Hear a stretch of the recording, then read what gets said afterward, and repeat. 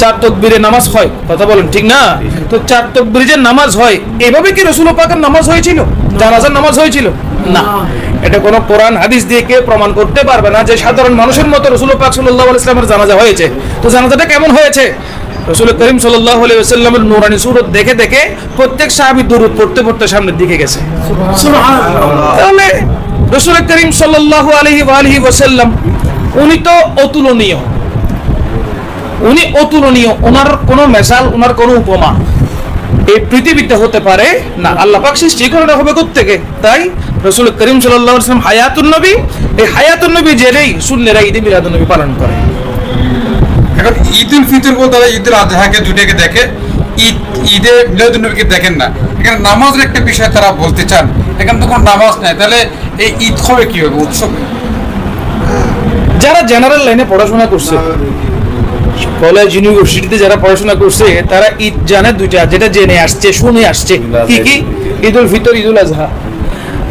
ঈদ দুইখানে, দুই ঈদের ভিতরে সীমাবদ্ধ কিন্তু নয়।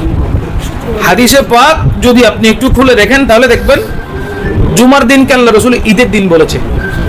ইয়ৌমে আরাফাতের দিন মানে আরাফাতের দিবস, হাজিরা যে হজ করতে যায়, ইয়ৌমে আরাফাতের দিবসকে ঈদ বলা হয়েছে। লাইলাতুল মেরাজকে ঈদ বলা হয়েছে, লাইলাতুল বরাতকে ঈদ বলা হয়েছে, লাইলাতুল কদরকে ঈদ বলা হয়েছে। তাহলে আপনি তুই ঈদে সীমাবদ্ধ থাকবে কেমনে? হাদিস শরীফে তো বলা হয়েছে এগুলো ঈদ, তাহলে আপনি হাদিসকে অস্বীকার করলেন। আপনি যদি ঈদ দুইটাকে মানেন, বাকিগুলোকে না মানেন, তাহলে হাদিস অস্বীকার হলো। আচ্ছা আসেন, ঈদুল ফিতর এবং ঈদুল আজহা এই দুইটা জিনিস, এগুলো হলো আমলের ঈদ, এগুলো আমলের ঈদ। এখন বলি আমল কাদের জন্য? বেনামাজির জন্য, বেরোজাদারের জন্য ঈদুল ফিতর আছে? হাদিসে বলেছেন যে তোমরা যারা রোজা রেখেছে তাদের জন্য ঈদ, যারা রোজা রাখে নাই তাদের জন্য ঈদ নয়। আচ্ছা, ঈদুল আজহা কি সবার জন্য? ঈদুল আজহা কি সবার জন্য ঈদ না। যারা হালাল ইনকামে, হালাল রিজিক থেকে, হালাল অর্থ থেকে যারা কোরবানির গরু ক্রয় করে বা কোরবানির পশু ক্রয় করে কোরবানি করে, তাদের জন্য হচ্ছে ঈদুল আজহা।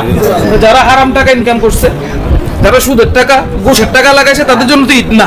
তো আপনি কেমনে বলবেন যে ঈদুল আজহা, ঈদুল ফিতর পুরা মুসলমানের ঈদ? আচ্ছা গেল, শুক্রবারকে জুমার ঈদ বলা হয়েছে, কাদের? গরিবদের, মিসকিনদের জন্য জুমার ঈদ বলা হয়েছে। ইয়ৌমে আরাফাতকে ঈদের দিন বলা হয়েছে, কাদের জন্য? হাজিদের জন্য। এটা বুঝতে হবে। এটা বোঝার জন্য আহামরি কিছু পড়াশোনা করতে হয় না। এই কিছু ক্লাসের পড়াশোনা করলে, ভালো করে মন দিলেই এগুলো এমনিতেই বোঝা আসে। তো যারা, যে সমস্ত ব্যক্তিরা বলে যে ঈদুল ফিতর, ঈদুল আজহা ছাড়া আর কোনো ঈদ নাই, আমি বললাম মূলত তারা মূর্খের সাগরে বাস করছে, তারা মূর্খের জগতে বাস করছে। আমি মনে করব যদি তাদের আসলে জ্ঞান থাকতো তাহলে তারা বুঝে দিতে পারতো যে ঈদুল ফিতর, ঈদুল আজহা হচ্ছে এগুলো আমলের ঈদ, আর ঈদে মিলাদুন নবী একাই ঈমানের ঈদ। ঈদে মিলাদুন নবী হলো ঈমানের ঈদ, বাকিগুলো হচ্ছে আমলের ঈদ। আল্লাহ পাক বুঝার তৌফিক দান করুন। মানুষদের মধ্যে, আমরা তো মানুষ, মানুষ ভালো খারাপ সবকিছু মিলেই মানুষ।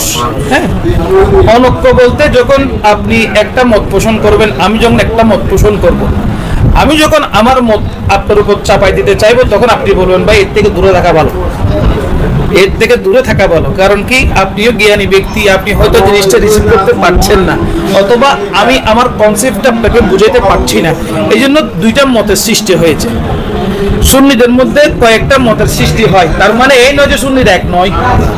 ঠিক, সুন্নিদের মত পার্থক্য থাকতে পারে, কিন্তু এমনটা নয় যে সুন্নিরা এক নয়। আলহামদুলিল্লাহ, আহলে সুন্নাত ওয়াল জামাত এক হয়ে কাজ করছে, এবং বর্তমান বাংলাদেশে আহলে সুন্নাত ওয়াল জামাতের 64 জেলার মধ্যে সবাই ঐক্যবদ্ধ হয়ে দ্বীন ধর্মের কাজ করার জন্য, প্রচার এবং প্রসার করার জন্য তারা ঐক্যবদ্ধ হয়েছে। আলহামদুলিল্লাহ।